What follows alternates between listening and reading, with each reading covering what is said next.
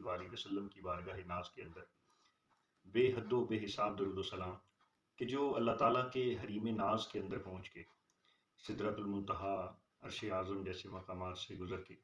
اللہ تعالیٰ کے قرب خاص کے اندر جب پہنچے تو اس وقت بھی اس کریم اور لجپال نبی نے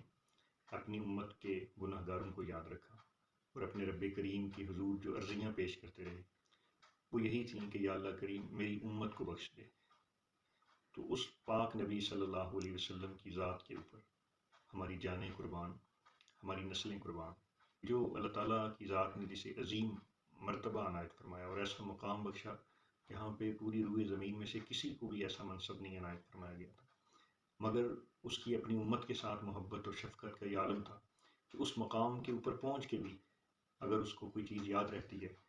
تو وہ ہمارے جیسے گناہ گار امتی یاد رہتے ہیں، وہاں پہنچ کے بھی اپنے رب کی حضور اپنی امت کی بخشش اور مغفرت کے لیے مناجات